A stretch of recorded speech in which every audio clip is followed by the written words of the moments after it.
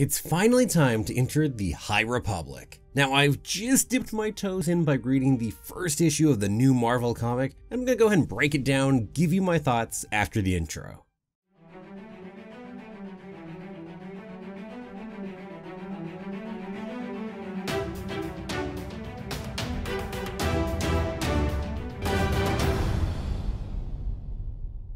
Well, hello there. My name's Jeremy and welcome back once more to Freeform Disney. This one's going to be a relatively quick video. I just read the first issue of the new Marvel The High Republic comic by Cavan Scott. Now, spoilers ahead for that entire first issue, so you're forewarned. Now, I just read that first issue, which is 20 full color pages, and off the bat, let me say that the art is beautiful. Ario Anindito did a great job, along with Mark Morales and Annalisa Leone. It really helps evoke the world that this whole thing takes place in. I guess really a world and a space station, and it helps really build my excitement for this new chapter in Star Wars. So beautiful job, love it, thank you there. It gives great visuals for these characters in my head. Now the comic just pops us right on in on our main character off in the field and lets us play catch up, which I think is a great choice. No wasted preamble, but well, I guess other than the Star Wars crawl that's sitting at the beginning of the issue.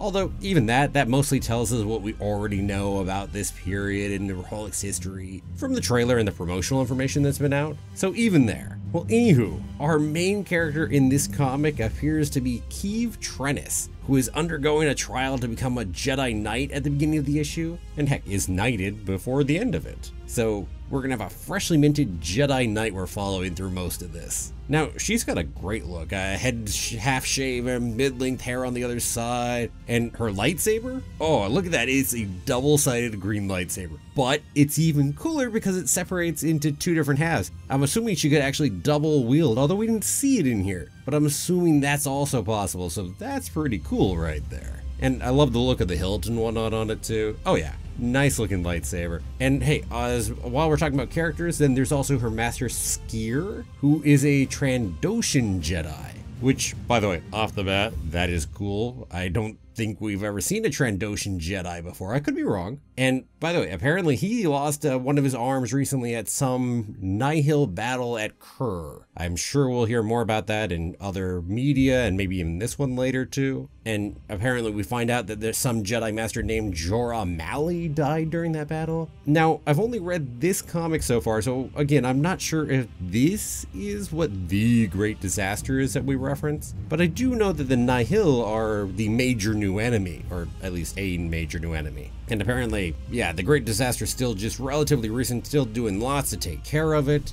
And hey, as far as Skier's arm is concerned, well, it'll regrow eventually. Oh, and by the way, I'm trying to pronounce that right, but heck if I know. It's double S-K-E-E-R, Skier. Don't speak Trandoshan.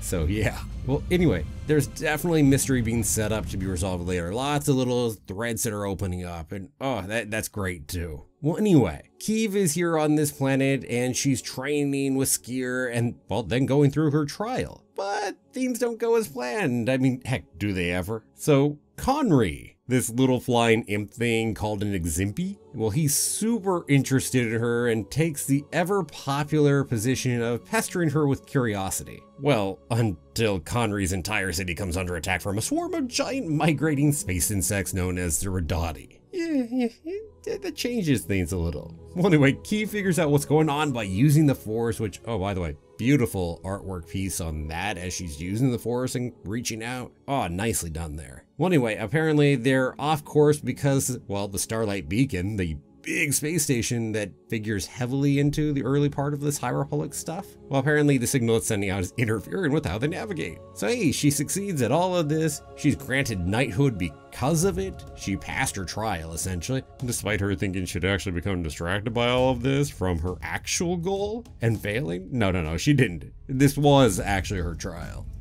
Now, the other thing to note here is we also intercut and also end aboard the Starlight Beacon, so we get to see a fair bit up there, and there we get to meet multiple new Jedi. First off, there's Maru, who is this cool guy who's busy taking care of all kinds of different work on the station and coordinating all kinds of things. Interesting. And also, Master Chris. Now this is interesting off the bat. Now I haven't read Light of the Jedi yet. I will soon, but anyway, Avar Kriss, who is set to be the Marshal of the Starlight Beacon, is the main character of that book. So her appearing here as well shows that there is definitely going to be some nice crossover between the different media that's coming out. Heck, this event might be talked about directly in that book for all I know.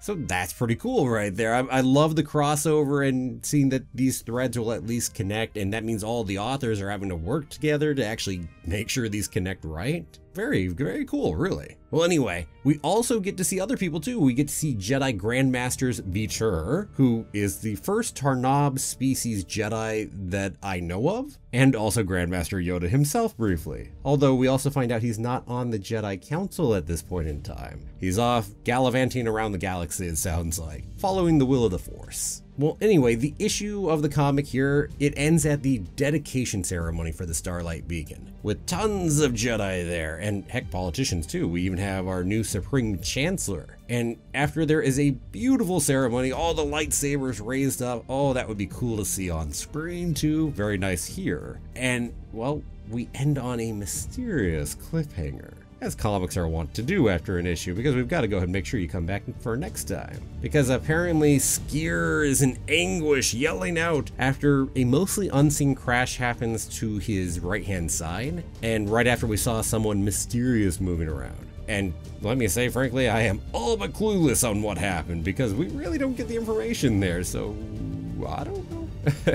The mysterious person looked like they were in Jedi robes, but that doesn't tell you much. So yeah, and that's where we leave off. And hey, this was a really good start. I got a taste for the world we're currently in. It introduced our main characters to us as well, and heck, also other important characters during the High Republic. The art in this was great. Keeve, by the way, seems really neat so far. I'm excited about this character. And I've got to say, definitely this was just the lightest of tastes. I know so little even after looking at all of this and reading this, but I am looking forward to where this comic is going. But I'll have to wait a month first before we get to that. And hey, you better bet I'm looking forward to reading Light of the Jedi right there. A few extra random thoughts that I'm just gonna toss in here. We have a couple new curse words. Varp, like what the Varp is that? And also crick, so you crickin' something or other. And also an old one, Criff, pops in. Because our main character, she curses just a bit, good old Keeve. And also the little new ship that we have there seems like what the Jedi are using, called Vectors. Seems a bit like a fighter jet in design, kind of cool. And there are a few other little things in here that maybe will pop up a little more later. Oh, and also Lakaki. We see a friend of Conry, the little flying imp guy, the Zimpy. Anyway, Lakaki actually gets briefly introduced and then killed. Pretty dang quick. So this feels gloves off that, yeah, people can be killed. And hey, I'm a fan of that. Well, anyway, with all of that said, let me go ahead and say, hey, well, what about you? Have you read the comic yet? Or any of the books? Are you looking forward to the High Republic? I mean, I certainly am.